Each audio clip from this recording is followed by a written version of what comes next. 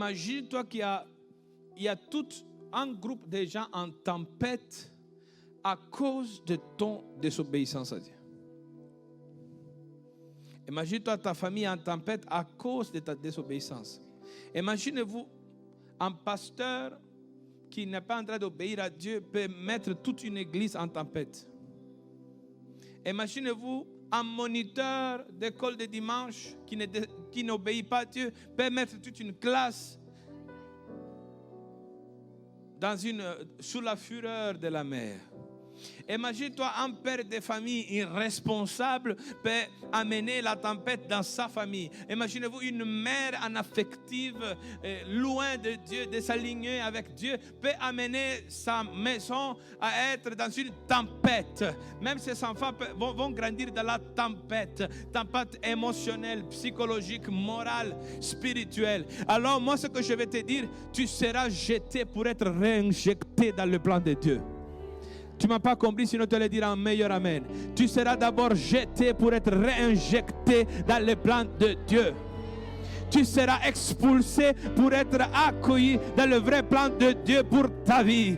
D'abord, tu auras un temps où tu seras jeté, rejeté, refusé, et après tu seras réjecté, réami, réaccueilli, rentré dans le plan de Dieu pour ta vie. Je décrète et je déclare que malgré le temps du refus, alléluia, que ce temps de refus soit fini et que maintenant soit le temps d'être réinjecté à plein vers la mission et la volonté de Dieu. Reçois cette parole maintenant. Reçois cette parole maintenant. Reçois cette parole maintenant. Sois réinjecté vers ta vraie destinée.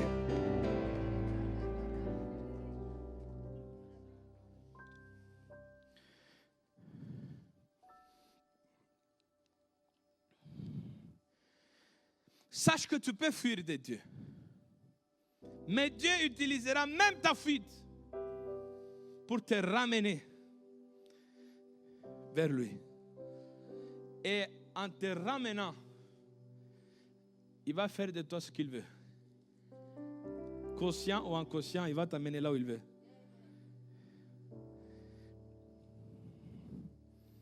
Alléluia. Alors, quand il est jeté, il est avalé. Il est avalé. Have you never been swallowed? Est-ce que tu n'as jamais été avalé? Hello? Est-ce que je parle avec quelqu'un qui n'a jamais eu la sensation de se sentir littéralement avalé?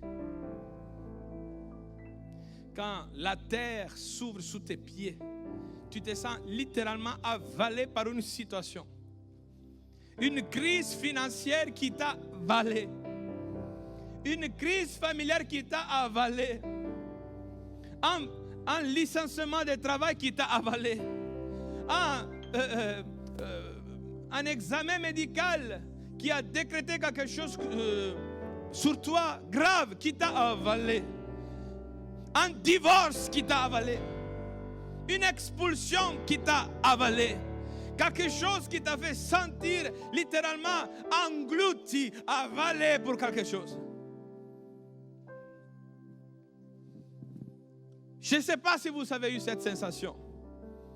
Moi, je l'ai eu. Mais sachez, je peux vous le dire au nom de Jésus, que être avalé, ce n'est pas être détruit. Être avalé, ce n'est pas être anéanti. Être avalé, ce n'est pas être fini. Tu es avalé, mais pas détruit. Tu es avalé, mais pas anéanti. Tu es avalé, mais pas enterré. Tu es avalé, mais pas enterré. Le jour viendra, tu sortiras plus fort. Le jour viendra, tu sortiras triomphant. Le jour viendra, tu verras la gloire de Dieu à nouveau. Acclamez le Seigneur.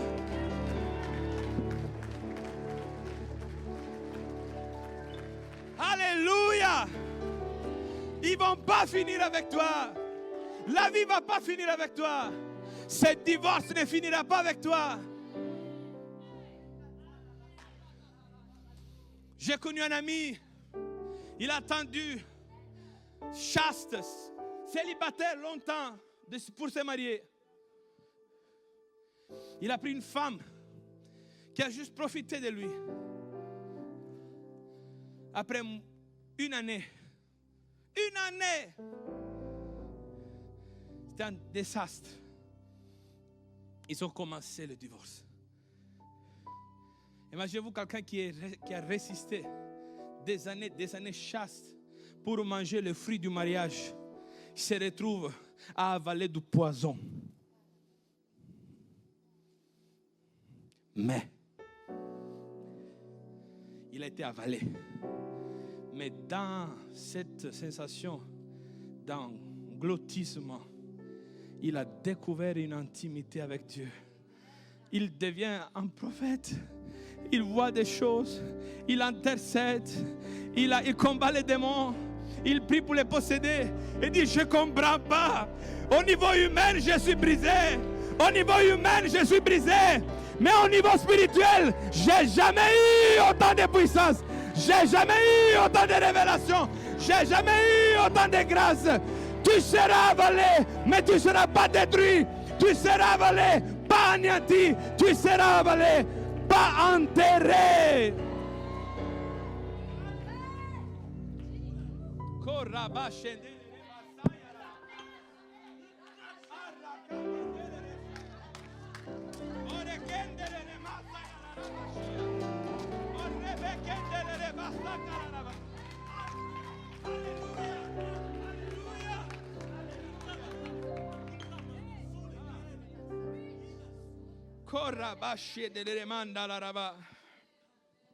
Et cet enfermement de quand tu es avalé devient lieu de révélation.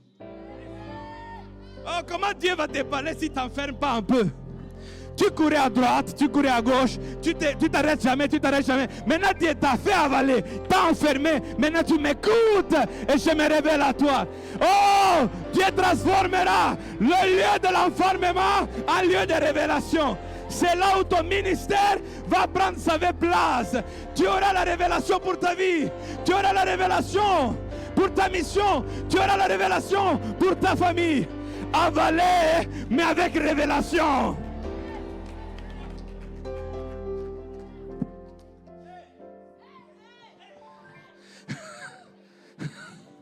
Ah.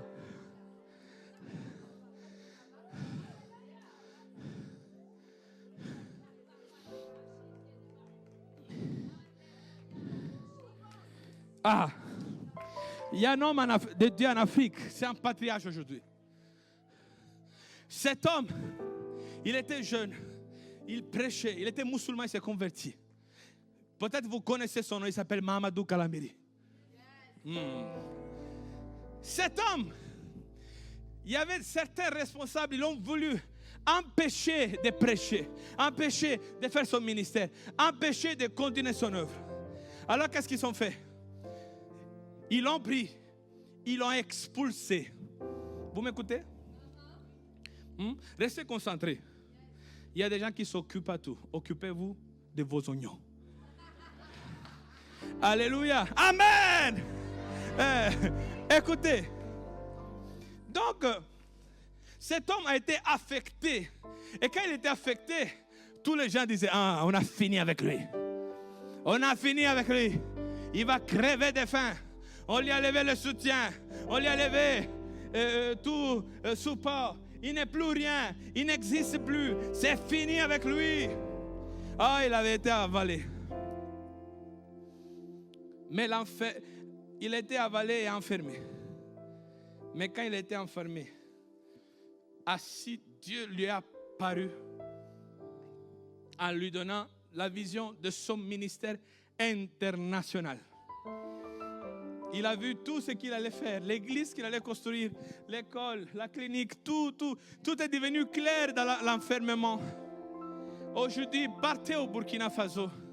Il y a 10 000 personnes qui prient chez lui chaque dimanche matin.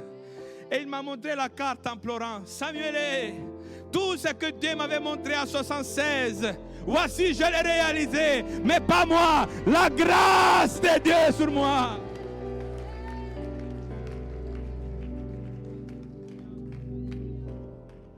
Et vous savez qu'est-ce qui se passe quand Dieu permet cela? Quand Dieu permet que tu sois avalé, le retour du désir de Dieu revient. Ah, tout de suite, tu as faim de Dieu. Avant, tu courais droite à gauche, faire comme tu voulais. Mais quand Dieu t'enferme, que Dieu permet que tu sois avalé, tu as envie de Dieu. Ah, tu as envie de Dieu. Le poisson m'a mangé, mais moi j'ai envie, j'ai faim de manger la présence de Dieu. Le poisson m'a avalé, moi j'ai envie d'avaler la parole de Dieu. Le poisson s'est nourri de moi, moi je vais me nourrir de Dieu. Alléluia.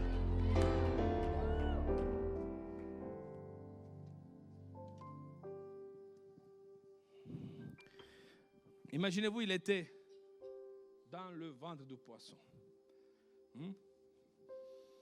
Certainement, il ne sentait pas bon.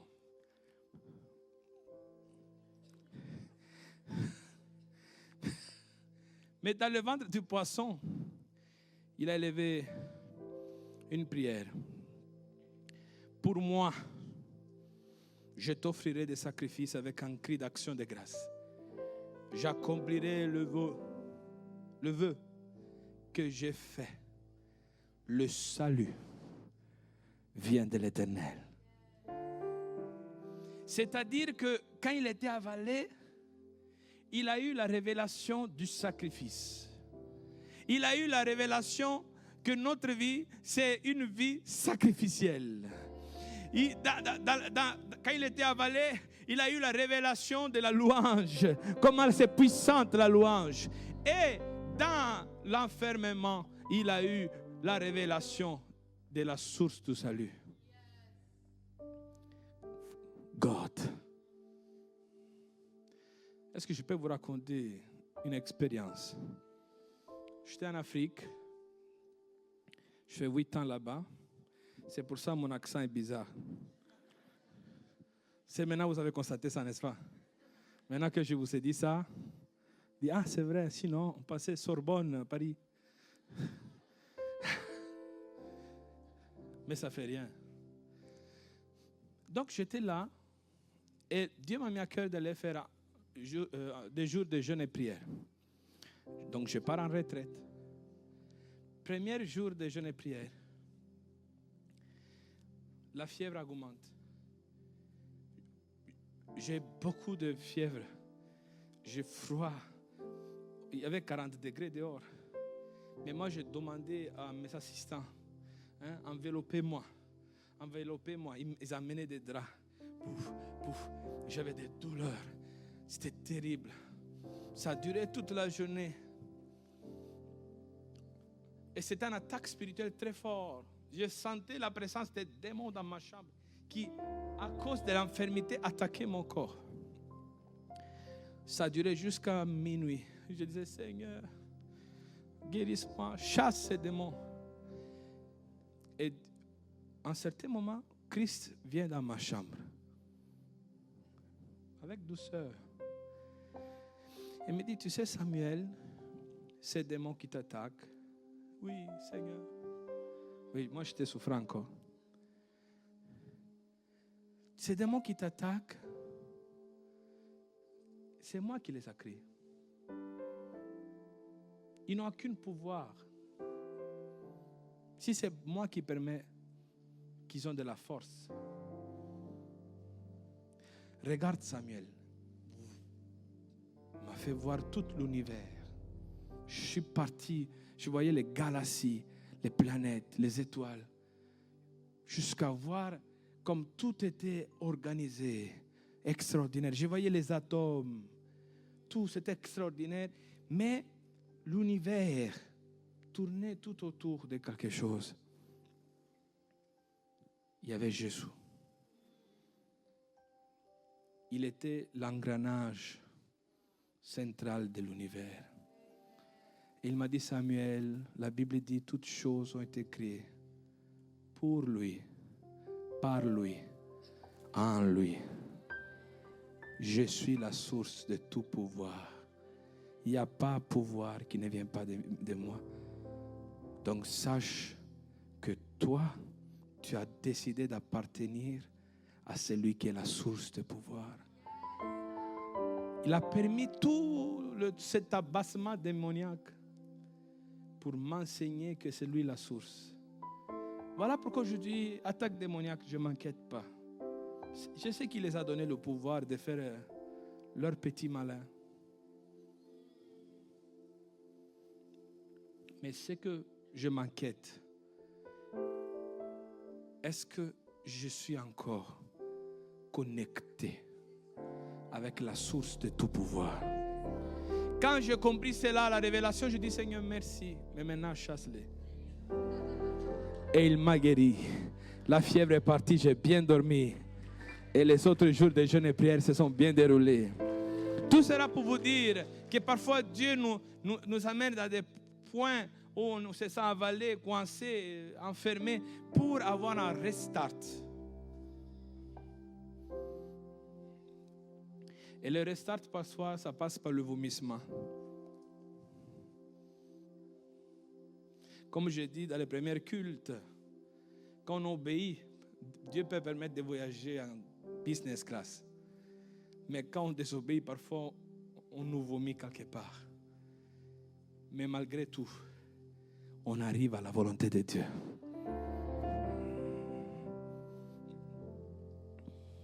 Il existe des saisons où Dieu permet l'isolement, la pression, la détresse. Mais cela n'est pas arrivé pour te détruire. Cela est venu pour te restaurer. Oui, à la surface, ça fera du mal.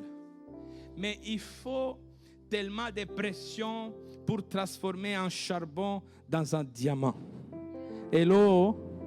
Il faut tellement de pression pour transformer du simple charbon dans un diamant. Et tu es un diamant que Dieu veut utiliser pour son diadème.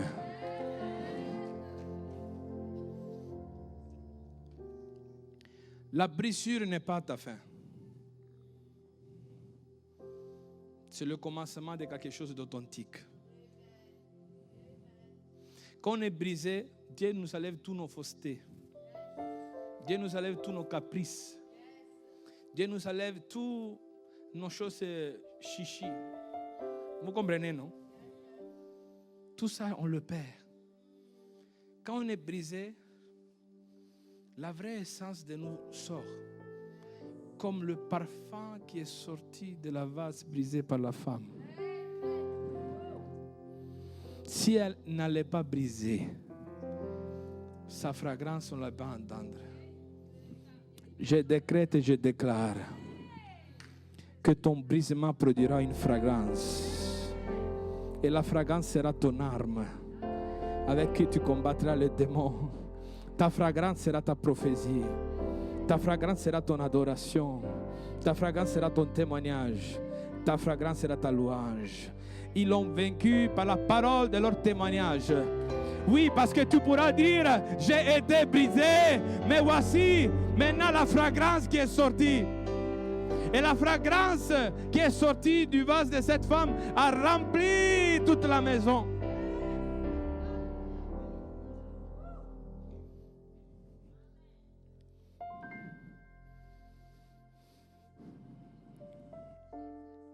Après cela, Jonas décide de se réaligner avec la volonté de Dieu et physiquement obéit. Tenez bien le mot physiquement. Parce que lui, physiquement, il part à Ninive, il prêche, et vous savez qu'est-ce qui se passe? Le plus grand réveil de l'histoire. Du plus grand au plus petit, toute la ville a jeûné, prié et se converti de ces mauvais mois.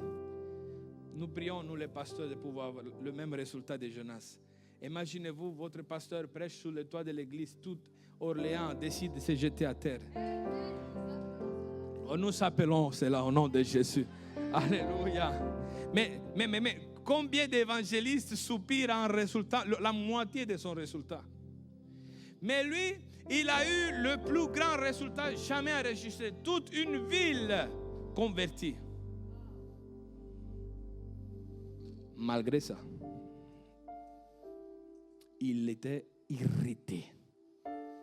Parce que Dieu, à son avis, est trop compatissant et miséricordieux.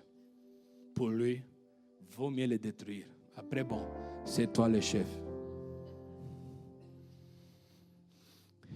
Jonas était réaligné avec Dieu physiquement, activement, mais pas spirituellement et moralement et émotionnellement.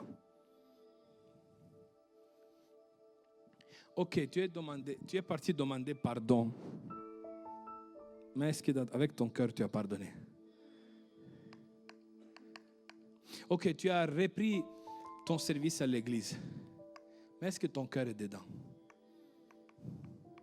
Ok, tu as repris à donner tes offrandes. Mais est-ce que tu as joie quand tu donnes? Ou c'est juste parce qu'on t'a demandé, frère, on ne voit plus tes dîmes.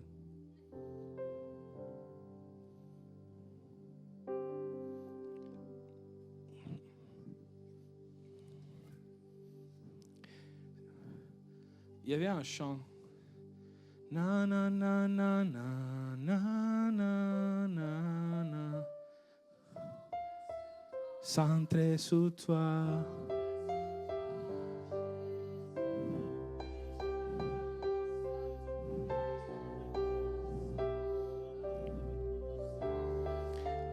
Centré sur toi.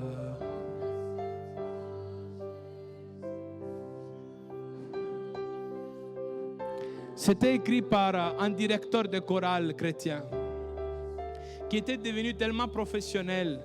Il était tout attentif à la technique, aux instruments.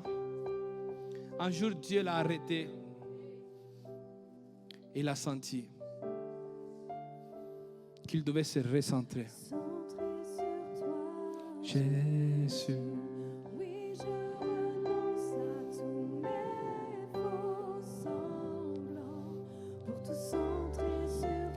Centré sur toi.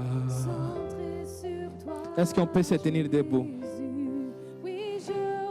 Dieu a levé un arbre. Et avec son ombre, l'arbre a fait ôter l'irritation de Jonas. Mais après, Dieu lui a appris. Jonas, oui, tu dois obéir physiquement à ma volonté. C'est bien ce que tu fais. Mais je vais un cœur aligné avec moi. Ton cœur doit être aligné avec le mien. Tu dois être cœur à cœur avec Dieu. Tu dois avoir le même sentiment de Dieu. Tu dois avoir le même amour de Dieu. La même miséricorde de Dieu. Le même espoir de Dieu. Commençons à prier. Élevez la voix pour prier. Jésus, oui, je